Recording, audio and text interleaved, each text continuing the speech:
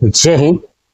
मैं आप लोगों को फिजिक्स पढ़ाने वाला हूं और फिजिक्स में एक चैप्टर है गति और वेग, यानी गति और वेग चैप्टर्स को पूरा मैं कंप्लीट कराऊंगा A to Z।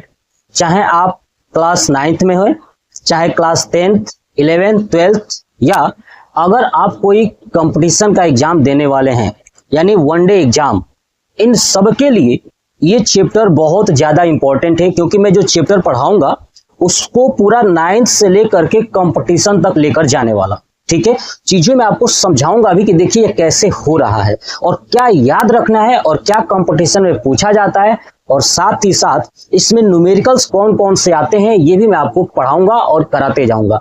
जैसे कि मैंने पीछे परमाणु की संरचना चैप्टर मैंने कंप्लीट कराया था, उसमें न्यूमेरिकल के साथ साथ यानी प्रोटॉन की संख्या, इलेक्ट्रॉन की संख्या, न्यूट्रॉन की संख्या, परमाणु क्रमांक, परमाणु भार सब ज्ञात करना मैं ऑलरेडी सिखा चुका हूं। संयोजी इलेक्ट्रॉन, कोर इलेक्ट्रॉन, संयोजकता, बहुत सारे टॉपिक्स को मैंने कंप्लीट कराया है बहुत ही बेहतर तरीके से। अगर आप उसको देखते हो ना तो आपको बहुत मजा आएगा और आसानी से समझ में भी आएगा। ठीक है, तो चलिए अब हम लोग स्टार्ट करते हैं। चैप्टर का नाम है गति और वेग। क्या है? गति, गति और वेग। ठीक है, यानी इसी चैप्टर के अंतर्गत हम लोग पढ़ेंगे दूरी, विस्थापन, चाल, वेग, त्वरण और गति का ग्राफ। क्या पढ़ेंगे? गति का ग्राफ। और इसी में गति का समीकरण, जड़त्व क्या है, न्यूटन के गति का प्रथम नियम क्या है, द्वितीय नियम क्या है, तृतीय नियम क्या है, बहुत सारे टॉपिक्स गति और वेग में इतना अच्छे से पढ़ा दूंगा ना कि आप इस वीडियो के बाद कोई भी आपको अन्य बुक्स पढ़ने की जरूरत नहीं पड़ेगी। हाँ, रिवाइज करने के लिए आप बुक्स की मदद ले सकते हैं और समझने के लिए ये मेरा पूरा वीडियो काफी होने वाला है। इसमें आपको पूरा हर एक कॉन्सेप्ट में समझा दूंगा। तो चलिए जानते हैं, यानी गति और वेग में, यानी गति को बोलते हैं मोशन एंड वेलोसिटी, है ना, मोशन एंड वेलोसिटी। चलिए सबसे पहले जानते हैं कि आखिर में गति क्या है ना, गति क्या है, गति किसे कहते हैं। देखिए, किसी भी चीज में गति तब होती है जब कोई चीज अपने एक स्थान से दूसरे स्थान तक चली जाती है ना, यानी अपना स्थान छोड़ करके दूसरे स्थान पर जाएगी, वो गति होगा। जैसे समझ लो कि मान लो कि मैं यहां पे हूं, अगर यहां से मैं यहां पर गया तो अपना स्थान छोड़ करके मैं यहां पर आया, तो जब स्थान छोड़ करके दूसरे जगह जाओगे तो क्या समय वही रहेगा? नहीं, समय बदलेगा। ठीक है, यानी समय के साथ हमारा स्थिति क्या हो गया? बदल गया। पहले मैं यहां पे था, स्थिति बदल गया, वो भी समय के साथ। तो जब ये बदल रहा है तो यही कंडीशन क्या कहलाता है? गति कहलाता है। यानी कह सकते हो, डिफिनीशन में आप लिख सकते हो कि किसी वस्तु में, है ना, किसी वस्तु की स्थिति में, है ना, किसी वस्तु की स्थिति में समय के साथ अगर परिवर्तन होता है तो वो गति कहलाता है। क्या कहलाता है? गति कहलाता है। समझ में आ गया? अगर मैं यहां पे हूं और समय बढ़ रहा है, ठीक है, मान लीजिए कि अभी 9 बज रहा है, अब मैं 2 मिनट तक यहीं हूं, 9:02 तक, तो मेरी क्या स्थिति में परिवर्तन हुआ? नहीं हुआ। तो जब मेरी स्थिति में परिवर्तन ही नहीं हुआ, इसका मतलब कि हमने गति किया ही नहीं, है ना, हमारे अंदर गति हुआ ही नहीं। यानी हम अगर समय के साथ अपने स्थिति में बदल दें, आई बात समझ में, समय के साथ स्थिति में बदल दे या समय के साथ स्थिति में बदलाव कर दे, तो उस समय वो क्या कहलाएगा? गति कहलाएगा, यानी मोशन कहलाता है। बात समझ में आ गई? क्लियर हो गया? चलिए अब समझिए, जो गति होता है, इन गति के प्रकार, क्या समझेंगे? प्रकार, यानी गति के प्रकार। समझते हैं कि गति के कौन कौन से प्रकार होते हैं। देखिए, ऐसे गति के बहुत सारे प्रकार होते हैं, तो हम लोग A to Z सभी प्रकार को करके मतलब छोटे छोटे पैकेट्स में कंप्लीट करते हैं। देखिए कौन कौन सा प्रकार पढ़ने वाले हैं, मैं पहले लिख देता हूं और आपको समझाता हूं। देखिए पहला पढ़ेंगे स्थानांतरण, स्थानांतरण गति। ठीक है, दूसरा पढ़ेंगे सरल रेखीय गति। ठीक है, तीसरा वृत्तीय गति, ठीक है। चौथा घूर्णन गति, ठीक है। पांचवा दोलन गति, ठीक है। छठवा जो पढ़ेंगे वो होगा कंपन गति, और सातवां आवर्त गति, ठीक है। आठवां एक समान गति, और नौवां असमान गति, ठीक है। तो ये टोटल 9 के 9 प्रकार को हम लोग समझेंगे इस वीडियो में पूरा अच्छे से कि आखिर में ये गति क्या होती है, और इसका एग्जाम्पल भी जानेंगे। चलिए, पहला हमारा है स्थानांतरण गति। नाम से लिख रहा है स्थानांतरण, यानी स्थान में अंतर, है ना। स्थानांतरण यानी स्थान में अंतर, ठीक है। यानी अगर कोई वस्तु है और उस वस्तु के जितने भी कण हैं, देखिए जितनी भी वस्तुएं हैं सभी छोटे छोटे कणों से मिलकर बनी हुई है, ये बात आप जानते हैं। तो वस्तु के जितने भी कण है, कोई भी वस्तु हो, उस वस्तु के अगर एक कण एक स्थान से दूसरे स्थान तक जाएगी, चाहे वो रास्ता कैसा भी हो। अगर सीधा रास्ता है तो कोई बात नहीं, टेढ़ा मेढ़ा है तो भी कोई दिक्कत नहीं है, समझ में आ रहा है। यानी स्थानांतरण गति क्या होता है कि जब किसी वस्तु के कण, यानी जब कोई कण एक स्थान से दूसरे स्थान तक एक सीधी रेखा में चलती है, या टेढ़ी मेढ़ी रेखा में भी चल सकती है। तो सीधी रेखा में जब गति करती है एक कण, उस समय जो गति होता है वो होता है स्थानांतरण गति, यानी वो अपना स्थान चेंज कर देगा। बहुत सिंपल है, याद रखोगे कि जब कोई कण एक सीधी रेखा में एक स्थान से दूसरे स्थान तक जाता है ना, एक स्थान से दूसरे स्थान तक जाता है, वो गति कौन सी होती है? स्थानांतरण गति। क्लियर हो गया? यानी वो अपना स्थान चेंज करके चला जाएगा। अब आते हैं सरल रेखीय गति। सरल रेखीय गति क्या होता है कि जब कोई वस्तु, इसमें क्या था कि कण, स्थानांतरण गति में क्या गति कर रहा है? कण, ठीक है। एक वस्तु के छोटा सा कण अगर गति कर रहा है, एक जगह से दूसरे जगह जा रहा है, उस समय स्थानांतरण गति होगी, ठीक है। लेकिन सरल रेखीय गति में क्या होता है कि वस्तु ही जाएगी। जब कोई वस्तु एक सीधी रेखा में, है ना, एक सीधी रेखा में गति करती है, तो उस समय जो गति होगा सरल रेखीय गति होता है। क्लियर हो गया? याद रहेगा। यानी जब किसी वस्तु एक सीधी रेखा पर गति करती है, उस समय जो गति होगा सरल रेखीय गति होता है। क्लियर हो गया?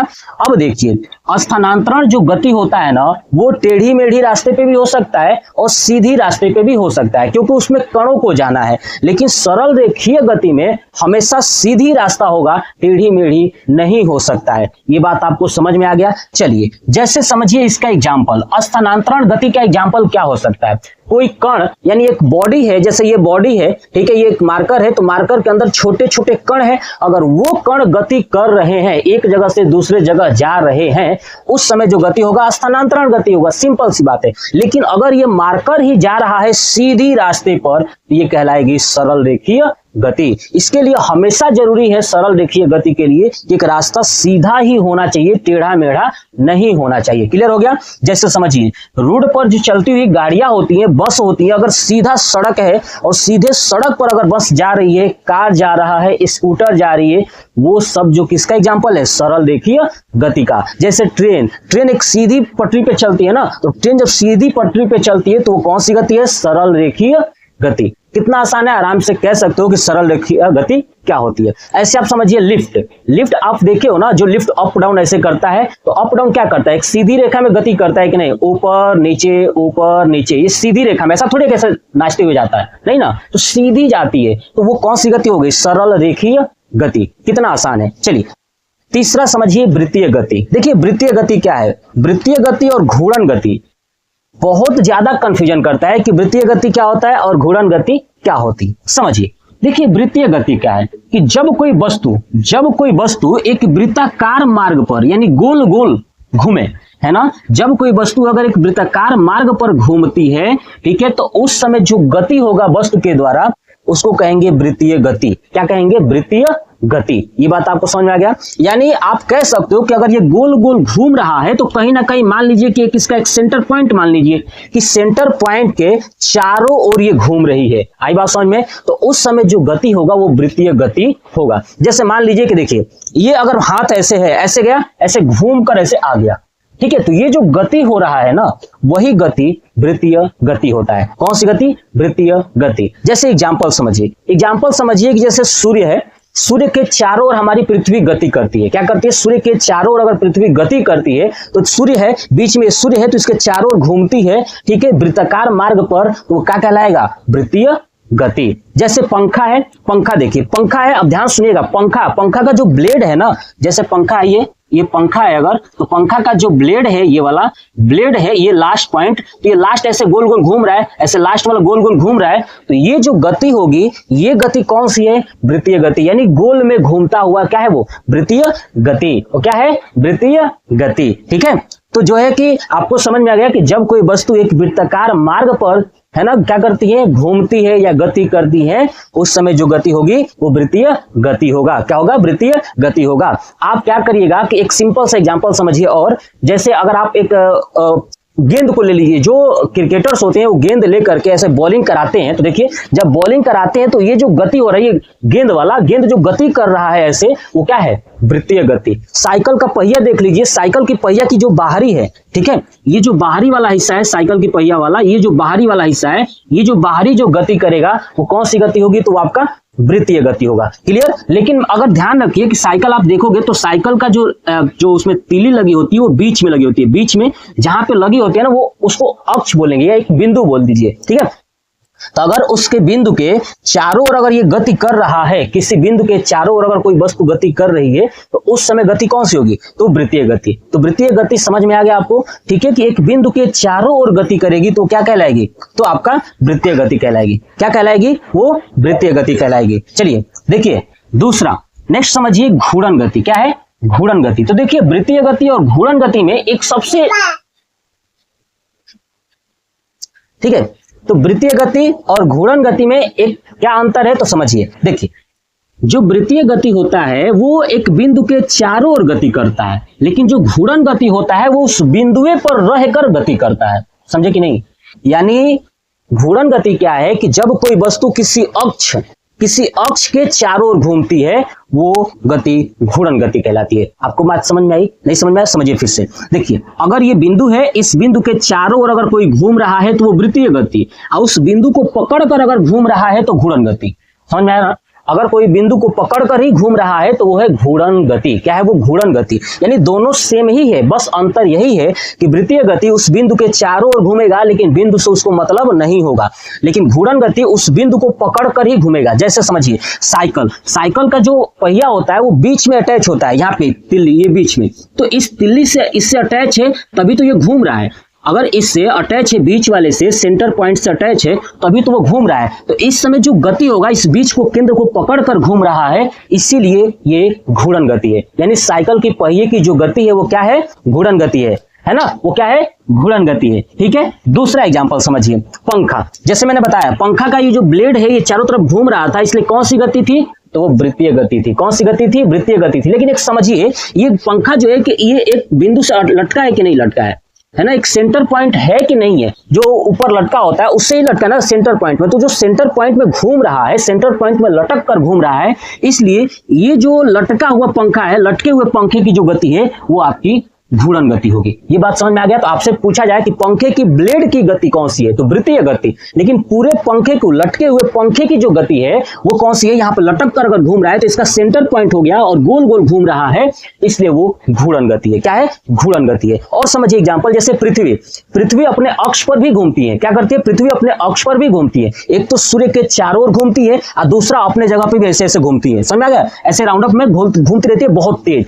तो वो जो अपने अक्ष पर घूमती है, इसलिए यानी आप समझिए, देखिए ये अर्थ है, अर्थ के दो अक्ष है ना, ये एक नॉर्थ और एक साउथ, तो ये अक्ष के परितः ही अगर चारों तरफ घूम रही है, ऐसे गोल गोल गोल गोल गोल गोल घूम रही है, जैसे समझिए ये है ऐसे ऐसे ये घूम रही है, ये जो घूम रहा है ये क्या है, घूर्णन गति, यही तो है घूर्णन गति। अगर यही ऐसे घूमता, गोल गोल गोल गोल घूमता चारों तरफ तो वृत्तीय गति, लेकिन अपने जगह पे घूम रहा है इसलिए ये घूर्णन गति है। तो जो पृथ्वी है, पृथ्वी अपने अक्ष पर घूमती है इसलिए वो घूर्णन गति है। कौन सा गति है, घूर्णन गति है। और समझिए जैसे लट्टू, आप लट्टू लेकर के लट्टू को जब नचाओगे तो लट्टू ऐसे होता है ना, लट्टू समझिएगा। अब लट्टू बनाने तो नहीं आएगा लेकिन कोशिश करते हैं ऐसे बना दूं, है ना, ऐसे टाइप का होता है लट्टू, ठीक है। अब मान लीजिए कि लट्टू है, समझिएगा, है ना, लट्टू दिखे या ना दिखे लेकिन समझिए कि लट्टू है। ये लट्टू है तो लट्टू देखोगे इस अक्ष पे ही घूमता है, यहीं पे, ये पूरा बॉडी इसकी घूमती है इसी नोक पे। तो अगर इस किसी के सहारे घूम रहा है, बीचों बीच जो नोक है उसके सहारे घूम रहा है, इसलिए जो गति होगी वो आपकी घूर्णन गति होगी। कौन सी गति होगी, घूर्णन गति होगी। ये बात आपको समझ में आ गया कि वृत्तीय गति क्या है और घूर्णन गति क्या है। यानी अगर कोई वस्तु अगर केंद्र को पकड़कर घूम रही है तो घूर्णन, और केंद्र को पकड़कर नहीं बल्कि ऐसे ही गोल गोल घूम रही है तो है आपकी वृत्तीय गति। Concept clear. चलिए नेक्स्ट समझते हैं दोलन गति। कौन सा, अब आपको जानना चाहिए दोलन गति के बारे में। तो चलिए मैं इसे हटाता हूं। देखिए दोलन गति क्या है। देखिए दोलन गति क्या है कि जब कोई वस्तु, है ना, जब कोई वस्तु एक स्थिति को, कोई भी स्थिति हो सकती है, चाहे मध्य स्थिति समझ लीजिए, चाहे एक बिंदु कह लीजिए, ठीक है, ठीक है। तो जब कोई वस्तु, है ना, कोई भी वस्तु हो सकती है, जैसे समझिए एकदम बेसिक सा, मान लीजिए कि ये एक बिंदु है, ये क्या है, एक बिंदु है, हाँ रखता, हाँ देखो, तो जब कोई वस्तु एक बिंदु है और इस बिंदु के इधर उधर गति करता है, ध्यान सुनिएगा, जब कोई वस्तु एक बिंदु के इधर उधर गति करता है तो ध्यान रखिएगा उस समय जो गति होती है वो होती है दोलन गति। क्या होती है, दोलन गति, ठीक है। मतलब फिर से समझिए, मान लीजिए कि एक हमने गेंद लिया और गेंद को एक रस्सी से बांध दिया, क्या कर दिया, बांध दिया, और बांधने के बाद हमने उसको बैट से मारा। तो जैसे मारेंगे तो देखिए अगर मैं इधर से बैट से मारूं तो ये गेंद इधर जाएगी, जाएगी, ठीक है, जाएगी इधर ना, और फिर पुनः आएगी तो इधर आएगी, गेंद इधर आएगी। तो आप नोटिस करोगे कि जब ये पहली स्थिति क्या थी, ये बीच वाली गेंद की क्या थी, ये बीच वाली स्थिति थी, है ना, इसको बोलेंगे मध्य स्थिति। ध्यान रखिएगा माध्य या मध्य स्थिति, मध्य लिखता हूं, मध्य स्थिति, ये क्या है, मध्य स्थिति। यानी जब कोई वस्तु माध्य स्थिति के इधर उधर या ऊपर नीचे अगर गति करती है तो उस समय जो गति होगा वो आपका दोलन गति होगा। क्या होगा, दोलन गति। समझ में आ गया कि जब कोई वस्तु अपनी माध्य स्थिति के इधर उधर या ऊपर नीचे कहीं भी गति कर रही है माध्य स्थिति से, ठीक है, तो वो जो गति होगा वो आपका दोलन गति होगा। क्या होगा, दोलन गति होगा। बताइए समझ में आ गया कि दोलन गति क्या होता है। अब चलिए अब समझिए कि दोलन गति का एग्जाम्पल। अब एग्जाम्पल समझाने से पहले थोड़ी सी इसमें बात समझिए। देखिए ये माध्य स्थिति है ना वस्तु की, तो जो अधिकतम दूरी तक जा रही है ना, इधर भी अधिकतम दूरी तक जा रही है, तो अधिकतम दूरी तक अगर ये माध्य स्थिति से अगर कोई चीज अधिकतम दूरी तक जाती है तो अधिकतम दूरी और माध्य स्थिति के बीच की जो ये दूरी होता है ना, इसको बोलते हैं आयाम। क्या बोलते हैं, आयाम। याद रखिएगा, ठीक है, क्या बोलते हैं, आयाम। यानी माध्य स्थिति से अधिकतम विस्थापन, अधिकतम दूरी, जितना दूरी जा रहा है ना, तो जो विस्थापन है, अधिकतम विस्थापन ये वाला वही क्या कहलाएगा, आपका आयाम कहलाएगा। बात समझ में आ गया। तो देखिए अब इसका एग्जाम्पल समझ जाइए। एग्जाम्पल समझने के लिए सबसे आसान है कि जो आपके पास घड़ी होती है, घड़ी पेंडुलम वाली, जिसके अंदर ऐसे ऐसे लग ना, देखते हो ना ऐसे, तो जो घड़ी है तो उस घड़ी में, ठीक है, तो उस वो घड़ी जो है कि घड़ी अपने स्थिति माध्य स्थिति के इधर उधर घड़ी की जो पेंडुलम होती है, तो जो पेंडुलम की गति है ना, वही गति क्या कहलाएगी, घड़ी के पेंडुलम की गति आपका दोलन गति होता है। क्या होता है, दोलन गति होता है। बात समझ में आ गया। चलिए और समझिए कि मान लीजिए कि आप कहीं एक रॉड ले लीजिए, रॉड, और रॉड को इसे खींचिए तो रॉड नीचे की तरफ आएगा, फिर ऊपर जाएगा, नीचे आएगा, ऐसे ऐसे अगर हो रहा है, गति हो रही है तो आपकी दोलन गति है। जो वाइपर होता है, गाड़ी के जो शीशा होता है साफ करने वाला वाइपर, उसकी जो गति है कौन सी गति है, वो भी आप देखोगे ऐसे ऐसे गति करता है, ठीक है, तो उसका मध्य स्थिति बीच में होता है, वहीं से ऐसे ऐसे करता है, ठीक है, तो ऐसे ऐसे जो कर रहा है तो वो जो गति होगी वो भी कौन सी गति होगी, आपका दोलन गति होगी। क्लियर हो गया, कॉन्सेप्ट समझ में आ गया कि दोलन गति क्या होती है कि जब कोई वस्तु अपनी मध्य स्थिति के इधर उधर या ऊपर नीचे गति करती है तो उस समय क्या कहलाएगी, वो दोलन गति कहलाती है। क्या कहलाती है, दोलन गति कहलाती है। बात समझ में आ गया। चलिए अब समझिए दोलन गति के बाद आपका आता है कंपन गति। कौन सी गति, कंपन गति। तो देखिए दोलन गति और कंपन गति सेम है, अंतर क्या है, जैसे यहाँ पे वृत्तीय गति और घूर्णन गति में थोड़ा सा अंतर था, सेम वही दोलन गति और कंपन गति में अंतर है। समझिए, जब कोई वस्तु दोलन गति कर रही हो और उसका जो आयाम है यानी जो विस्थापन है अगर कम हो, विस्थापन क्या हो, कम हो, जैसे समझिए, ये समझिए कि ये है ये मध्य बिंदु, यहां से गई यहां तक, फिर इधर यहां तक, फिर यहां तक, फिर यहां तक, ऐसे ऐसे। जैसे मंदिर में घंटा होता है ना, घंटा ही बजाओगे तो घंटा क्या होता है, ऐसे ऐसे हिलता रहता है, तो भी गति कौन सी है, घंटे की गति, वो भी तो है आपका दोलन गति। तो देखिए जब ये जा रहा है तो ये यहां से गया मध्य स्थिति से यहां गया तो ये अधिकतम विस्थापन हो गया, तो इसको क्या बोलोगे, आयाम बोलोगे। क्या बोलोगे, आयाम। तो मैंने क्या बताया कि जब दोलन गति का आयाम कम हो, क्या हो, आयाम कम हो, यानी ये मध्य स्थिति से अगर इतना जा रहा है तो इतना नहीं जाना चाहिए, तो थोड़ा सा ऐसे, थोड़ा सा जाएगा, फिर थोड़ा सा इधर जाएगा, तो थोड़ा थोड़ा अगर आयाम कम हो जाए, है ना, क्या हो जाए, किसी वस्तु के दोलन गति का अगर आयाम कम हो जाए तो उस समय जो गति होगा वो कंपन गति होगा। क्या होगा, कंपन गति होगा। बताइए, याद रहेगा, यानी दोलन करती हुई वस्तु का अगर आयाम कम हो जाए तो उस समय जो गति होगा वो दोलन गति होगा। तो दोलन गति में एक खास बात मतलब कंपन गति होगा। कंपन गति में खास बात क्या होती है कि आप इसको जल्दी जल्दी गिन नहीं पाओगे, देख नहीं पाओगे, इतना तेज ऐसे होगा ना, पता नहीं चलेगा कि हो क्या रहा है। और वही धीरे धीरे धीरे धीरे अगर हो रहा है तो दोलन, तेज होने लगेगा तो समझिए कंपन, वाइब्रेशन होता है। ठीक है, जैसे समझिए जैसे छोटे बच्चे क्या करते हैं कि छत के ऊपर चढ़ जाते हैं, जो छड़ निकला होता है ना उसको पकड़ के ऐसे घुमाते हैं, जब छड़ को ऐसे खींचोगे तो ऐसे ऐसे वाइब्रेट करता है, तो जो वाइब्रेट हो रहा है वही क्या है, कंपन गति है। जैसे मोबाइल में जब आपका फोन आता है तो वाइब्रेशन पे होता है, वाइब्रेशन तो कंपन करता है, तो क्या वो आप देखो कभी मोबाइल को कंपन करते करते, मतलब कंपन ऐसे ऐसे कर रहा हो, नहीं ना, वो इतना स्लो करता है कि सिर्फ हमें एहसास होता है, तो वो गति कौन सी होती है, कंपन गति। कौन सी होती है, कंपन गति। तो आपको समझ में आ गया कंपन गति क्या है। चलिए नेक्स्ट आता है आवर्त गति। क्या है, आवर्त गति। देखिए आवर्त गति क्या है, दोलन, कंपन और आवर्त सेम एक जैसे हैं। जैसे समझिए कि अगर कोई वस्तु अपनी गति को समय के साथ बार बार दोहरा रही है, समझ आया ना, अगर कोई वस्तु अपनी गति को समय के साथ बार बार रिपीट कर रही है, बार बार दोहरा रही है, तो उसको बोलेंगे आवर्त गति। क्या बोलेंगे, आवर्त गति। जैसे देखिए घड़ी की जो सुई होती है ना, घड़ी की सुई क्या करती है, मान लीजिए 12 पर है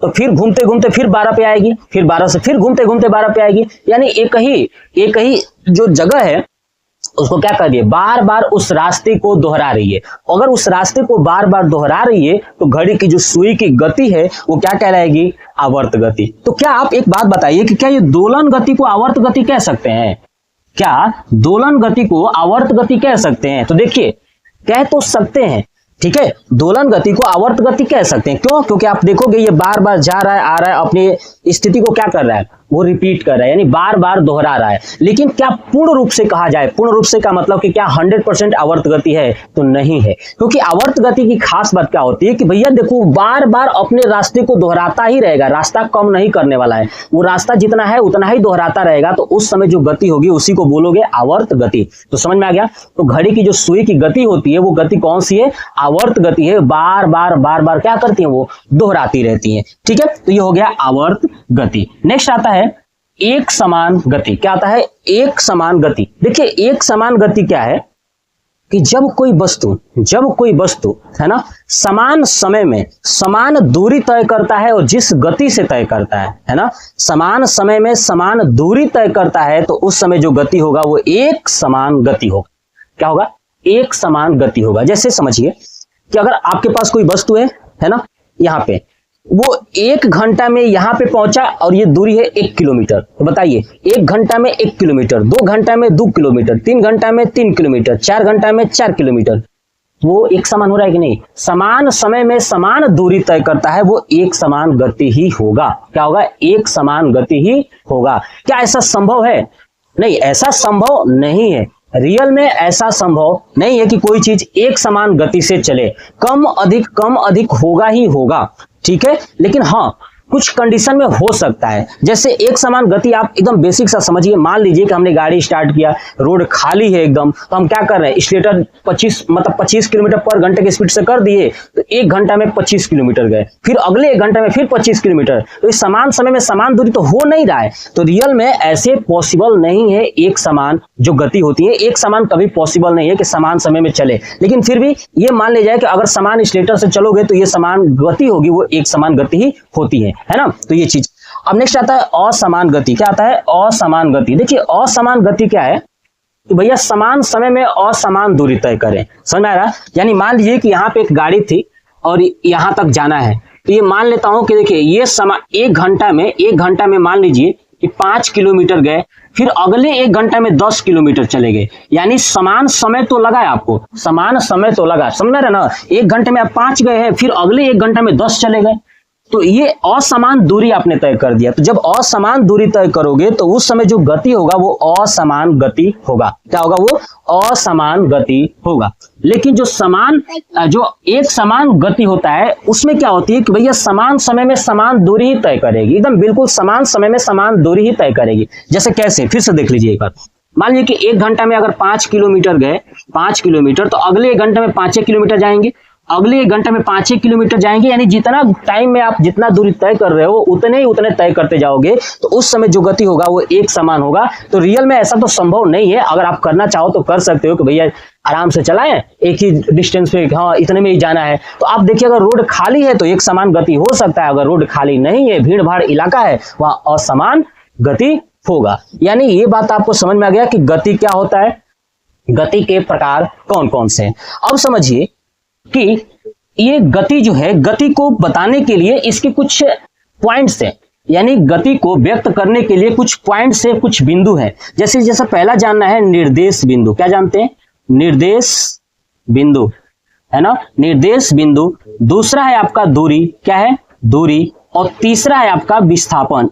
गति के बारे में जानने के लिए ये 3 चीजें आपको पता होना चाहिए। देखिए जो निर्देश बिंदु होता है इसको बोलते हैं मूल बिंदु। इसको क्या बोल सकते हो? मूल बिंदु भी कह सकते हो। तो अब देखिए दूरी और विस्थापन के बारे में मैं ऑलरेडी एक वीडियो बना चुका हूं, आप लोग जरूर देखिएगा। दूरी और विस्थापन क्या होता है, मजा आएगा आपको समझ में और एक ही बार में याद हो जाएगा। नहीं तो इसके बाद मैं दूरी और विस्थापन ही पढ़ाने वाला हूं। इसमें हम लोग पढ़ लेते हैं, जान लेते हैं कि आखिर में निर्देश बिंदु क्या है ना, निर्देश बिंदु क्या है या मूल बिंदु क्या है। देखिए वह बिंदु है ना, वह बिंदु जिस बिंदु से हम किसी वस्तु के गति का अध्ययन करते हैं। समझ में आ गया? जिस बिंदु से हम वस्तु के गति का अध्ययन करेंगे वही क्या कहलाएगा? आपका मूल बिंदु या निर्देश बिंदु। अब आप कह रहे हो सर ये कैसे हो सकता है? समझिए, ये है पोल। ये मान लीजिए कि यहाँ पे पोल है, यहाँ पे ये मैं हूं, मैं यहाँ से जा रहा हूं, तो मैं यहाँ से जा रहा हूं, मान लीजिए कि मेरी आंखें बंद है, मैं गाड़ी में बैठा हुआ हूं, तो मुझे कैसे पता कि गाड़ी चल रही है कि नहीं चल रही है? ठीक है, सपोज करिए कि आपको एहसास ही नहीं हो रहा है कि गाड़ी चल रही है, तो आपने क्या किया? जब यहाँ पे गए तो आंख खोले तो देखेगा ये तो पोल आ गया, यहाँ पे तो पोल था ही नहीं, तो पोल आ गया, इसका मतलब कि ये निर्देश बिंदु। जब यहाँ से आगे चले जाओगे तो देखोगे तो पोल पीछे चला गया, तो आपने देखा कि पोल से हम आगे की तरफ जा रहे हैं, तो इसी पोल को निर्देश बिंदु कहते हैं। और यहीं से आप अपने गति का अध्ययन कर लिए, गति के बारे में जान लिए कि हाँ यार हमने गति में परिवर्तन हुआ तभी तो आगे आए हैं, तो उस समय क्या होगा? आपका वही कहलाएगा आपका निर्देश बिंदु यानी मूल बिंदु। क्या कहलाएगा? मूल बिंदु। ठीक है, तो समझ में आ गया। यानी वह बिंदु जिस बिंदु से गति का अध्ययन किया जाता है, ठीक है, वही क्या कहलाता है? मूल बिंदु यानी निर्देश बिंदु। समझिए, मान लीजिए कि एक बिंदु है, यही बिंदु मान लेता हूं निर्देश है। ये क्या है? निर्देश बिंदु है। ये है आपका निर्देश बिंदु। अब देखिए एक गाड़ी है, यहाँ पे एक गाड़ी आगे निकल गई, तो मान लेता हूं इस निर्देश बिंदु से गाड़ी यहाँ पे गई, तो ये जो दूरी है 5 किलोमीटर है। कितना है? 5 किलोमीटर है। फिर मैंने देखा कि निर्देश बिंदु से एक और वही गाड़ी निकल गई, तो मान लीजिए यहाँ पे तक चली गई, तो ये दूरी जो टोटल 8 किलोमीटर हो गई। कितना हो गई? 8 किलोमीटर हो गई। तो हमने क्या देखा कि इस बिंदु से पहले 5 किलोमीटर था, अब 8 किलोमीटर हो गया। इसका मतलब कि गति में परिवर्तन हुआ है। 5 किलोमीटर यहाँ पे 3 किलोमीटर बढ़ा है, इसका मतलब कि गति में परिवर्तन हुआ है। तो यही क्या कहलाएगा? आपका निर्देश बिंदु। समझ में आ गया? यही है आपका निर्देश बिंदु। तो निर्देश बिंदु समझ में आ गया कि वह बिंदु जिस बिंदु से वस्तु के गति का अध्ययन किया जाता है वो निर्देश बिंदु कहलाता है। नेक्स्ट पार्ट में आपको पढ़ाऊंगा कि दूरी और विस्थापन क्या है, किसे कहते हैं, पूरा डिटेल के साथ समझाऊंगा। तो आप जो है कि इसका स्क्रीनशॉट ले लीजिए और कमेंट बॉक्स में कमेंट करके बताइएगा कि आपको ये वीडियो कैसा लगा। जय हिंद।